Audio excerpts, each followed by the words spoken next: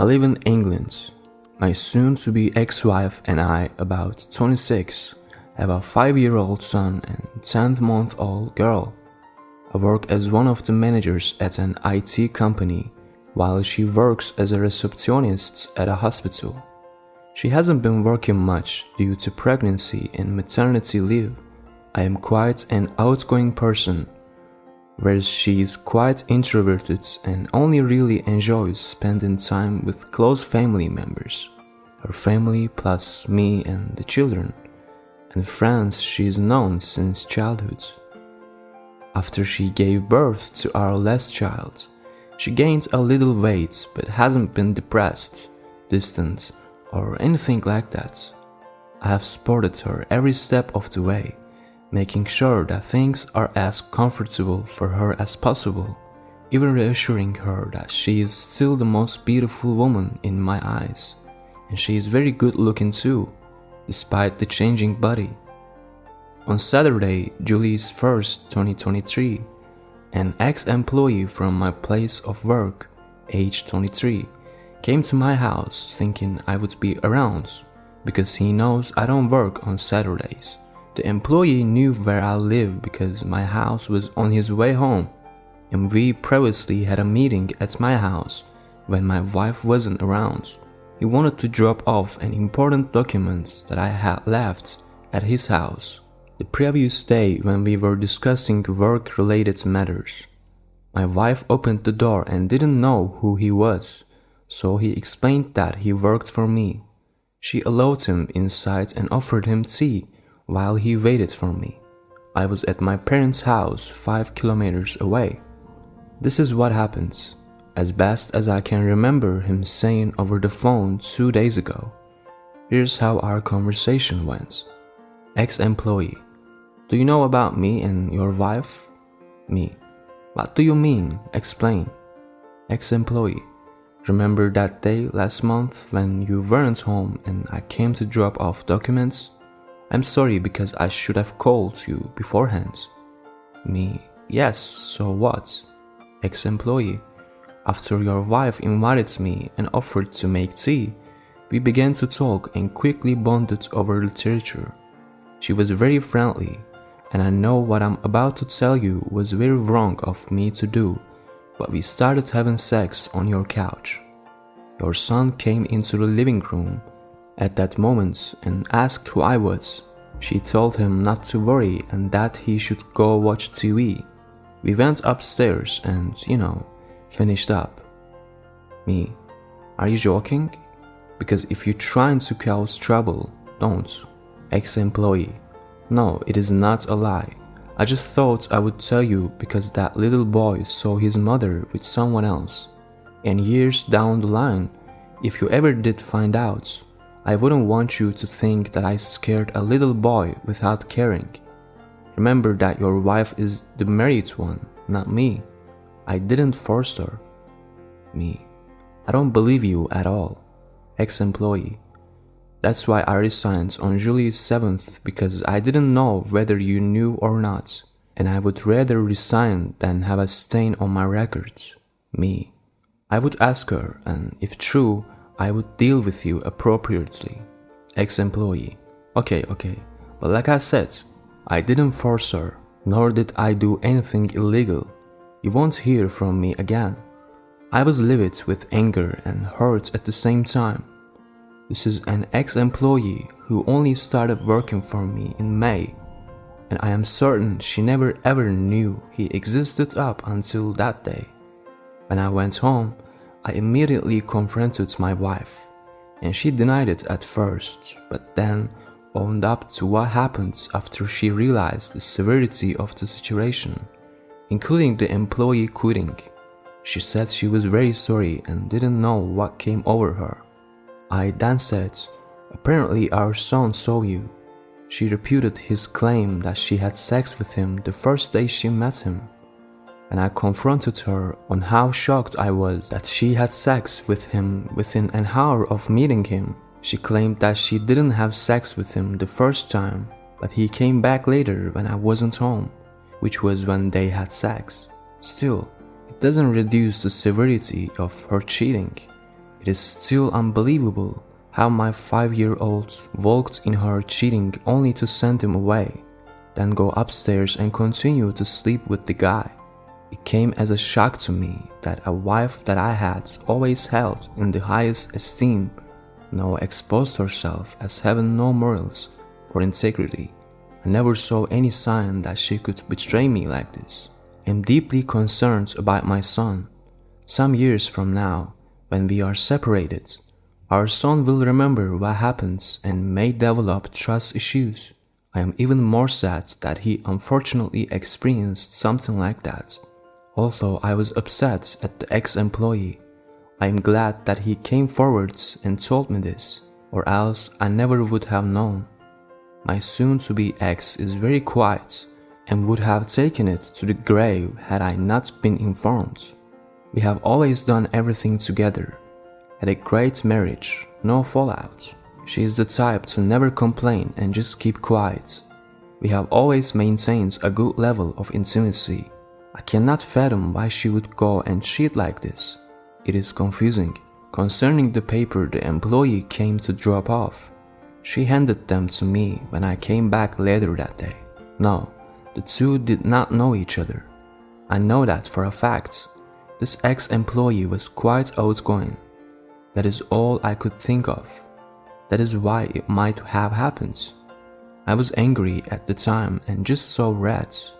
I wanted to get out of there as soon as possible to my parents, who I knew would make me feel better. I said to her that I was going to stay with my parents for a few days while I decided to what to do, which was a mistake. What I should have done in that situation would have been to pursue her to leave the house immediately for a few nights, for me to clear my mind, with my kids staying with me, and then go straight to the divorce lawyer. My chances of a good custody arrangement would usually be better if the kids stay mostly with me after the separation, according to what I read. I asked her earlier today whether she was unhappy in the marriage, and her exact words were, "No, it is just that I love feeling desired by someone else other than me," quote unquote. So what she meant was that she didn't like the idea of being with just me. Since that's the case, I would leave her and focus purely on my children and work. As some of you noticed, she went from 0 to 60 in no time without ever hitting the brakes once, then lied to me. Convincingly, mind you. It took weeks for her to be exposed, so she looked at me every day after she slept with another man and told me she loved me. No, I knew that was a lie. She cheated with a guy she didn't even know after only probably a day of talking with him. Even my son walking in and her checking her behavior to act nonchalant about my son catching her and to keep going shows me how much disdain she had for our marriage. I will soon get an STD test. As for my 2 children, they are definitely mine. My son looks exactly like me, and I have no reason to doubt my baby girl isn't mine too. They were both planned, although I could request a test just to be sure. Leaving the house was definitely a spur-of-the-moment decision for me. I have been at my parents' place for a couple of days, so I have been away, but I have seen my children and I have spoken to them on FaceTime. My son is fine. He is used to his bedroom and his routine every day, and so is my daughter. She is only 10 months old, and I know that babies need their mother more for obvious reasons. My parents, and even her family members too, are very supportive of me and do not condone what she did. It has only been a few days, and me and my parents are trying to think of the best solution for what has happened. It is not just about me. I am for sure getting a divorce. I have seen my son on FaceTime and my baby daughter too, and told them that I will be with them soon. I have decided that there's no coming back from this and would definitely get a divorce from my wife.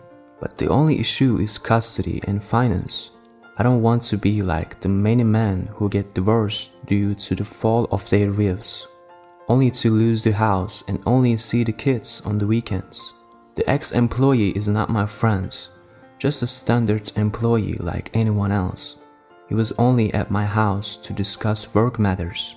When saying I would deal with him, I meant I would inform other companies about his unprofessional behavior. But if he was standing right in front of me, things might be different. I do plan on using him in court though. I just need to stress that this woman does not have any mental illness. What happens, happens because she wanted to. As simple as that. I keep having to explain to people that yes, she is an introvert. I have been with her for many years. I know introverted behavior, and if I say she is an introvert, then she is one. I asked her about what happened, and she admitted to it. She said, I don't know what came over me and why I did it, quote unquote. This is an admission that she willingly slept with this guy. I'm not going to accuse anyone of something they didn't do. This ex-employee said he only told me because he wanted to clarify that he never willingly wanted my child to suffer in the future because he saw his mother having sex with another man. That's why he felt bad and told me. I haven't revealed anything that my wife and I discussed, but she wasn't forced. I told her word for word what my ex-employee said, and she confirmed that all was true, except that she didn't have sex with him the first day, but the day after when he came back on her invitation. I am assuming that my son would have gone to watch TV or play video games in his room. He has a variety of games he likes to play but also likes to read. He is a very bright boy. Obviously, the door would have been closed or something. My daughter was asleep in our room, as confirmed by my wife or soon-to-be ex. This was clearly a moment of madness, in which, like I said before, I'm not going to forgive, guys. I went to the house today for the first time since leaving, saw the children, and had a discussion with her. I told her that she will have to leave the house before the weekends, and she agreed. She would be staying with her very good friend who lives a couple of streets from us. Her family lives quite far. I haven't told her about any divorce because my parents advised me not to yet. This is convenient because now the children will never be far from any of us. My parents are in the process of giving me their lawyer. He helped them about 10 years ago with a different case, and they have leaned towards him ever since. I never thought I would have to deal with anything like this in my entire life, let alone at 26. Guys, an update. She is out of the house and staying with her friends not too far away. My 10-month-old is with her, but I have my son. We agreed that for now, she would have the baby because I know that at the tender age, there's nobody you need more than your mother. I have not mentioned a divorce yet because I would like to be better prepared legally, but I'm pretty sure she can accept one to come given the current situation. Despite what she's done, leaving her is hard, but I do not understand that I have to get a divorce. Should I stay with her? It would always be in the back of my mind that she cheated. Not just that, but other people around me who know what has happened will surely lose respect. I highly doubt she cheated before and may never do it again, but doing it once is damaging enough. I am not rich, but I have more than enough money. The house was inherited down to me and in my name completely from my grandparents. I haven't told her I want a divorce, but I'm pretty sure she knows that I can go down that road. I believe that I can recover from what has happened, but our relationship can never recover. I can't live in the same house with her anymore, but I would do my best to make sure the children are well looked after. I wouldn't poison the kids about their mother when they are older, but as for being fair, what is fair about this situation? I am not the one who went and broke up the marriage and family. not to mention spoiling both mine and her image in the process. When getting a divorce, all I want is to have my house and to be around the children as regularly as possible, or even better if they can live with me. As for being a good person, I thought that she was, but good people don't do this and then hide it. One thing I can say is that she is very remorseful. Since I discovered the betrayal, she constantly tries to contact me and her family. I appreciate all the people's help here.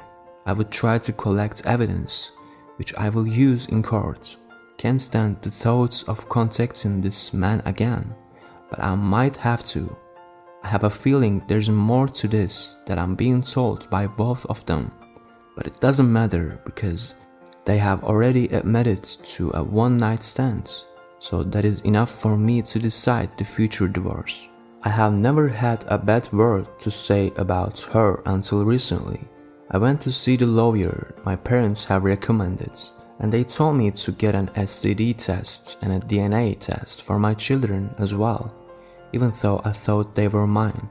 After speaking to my lawyer, I told them that in court, I will offer to pay literally 100% of my children's expenses, healthcare, schooling, foods, clothes, entertainment, and all that stuff.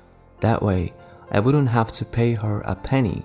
I am willing to make sure that my children are well looked after at all times, even if it means being the sole and only provider. This wouldn't be a spite to her, but I just love my children so much that I would do anything for them.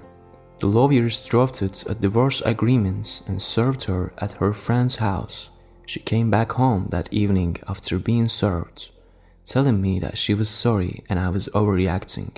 I will admit that she almost got to me, though, as I allowed her to stay home that night as she was crying inconsolably. I just ignored her and went into the room as I didn't want her to see me emotional. I went to bed that night, questioning if whether it would have been better not to have known of her infidelity, to live ignorantly with love, or to know the truth that would break apart my family. During the following day, her family tried to convince me to reconcile with her, telling me that it was just a one-time thing, although they didn't condone what she did. They always say that I am strong and she needs me. My parents, on the other hand, were supportive of any decision I made. They understand how difficult it was for me, and they stressed that if I decide to take her back, I had to live the rest of my life knowing that I can never trust her. What is important for me at that moment is to live a happy life. Even though I have served her divorce papers, I was still on the fence about getting a divorce. It wasn't until the DNA results came out, and shockingly, my 11-month-old daughter wasn't mine. After I confronted her with the DNA results, she got angry at me, trying to act like I violated our children's privacy by getting a DNA test. Instead of addressing the enormous disaster that my daughter isn't mine, at this point, I doubt if I ever knew her. Our children were no mistake. They were planned. We planned for my daughter. I simply cannot believe everything that has transpired. I feel like I'm living in a very strange dream that I keep pinching myself to wake up. I threw her out of my house for the second time. Then I reported the news to her parents, who had been trying to get us to reconcile, but now they have nothing to say. It has been a difficult time for me to find out that my 10-month-old daughter isn't mine. I returned to my divorce lawyer to discuss the outcome of the test that I have taken.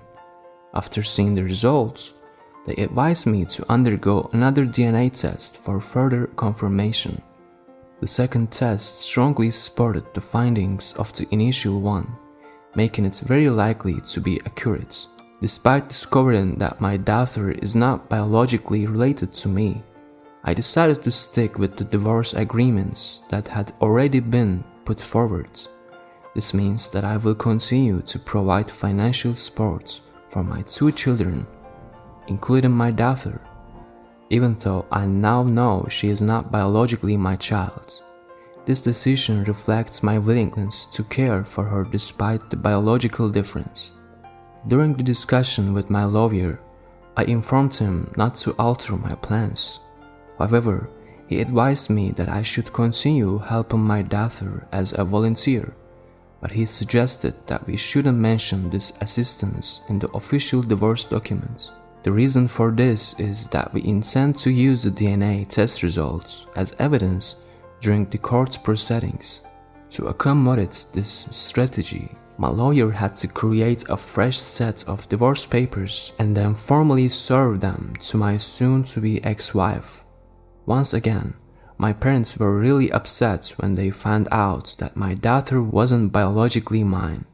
They told me that, even though it was difficult news to hear, it is really important for my soon-to-be ex-wife to figure out who the real father of the child is, especially while our daughter is still young. They wanted to make sure that everything got sorted out properly for her sake. At this moment, I didn't feel like having any more conversation with my soon-to-be ex-wife. All I wanted was to complete the divorce process and move on from this awful experience. It is incredibly embarrassing, not only for me, but also for my family. Even her family was shocked by the extent of her betrayal. Dealing with all this has been really distressing, and I am not sure if I will ever fully recover from the emotional impact. It feels like a nightmare that I may never completely wake up from, and I worry that this ordeal has changed me in ways that I can't undo.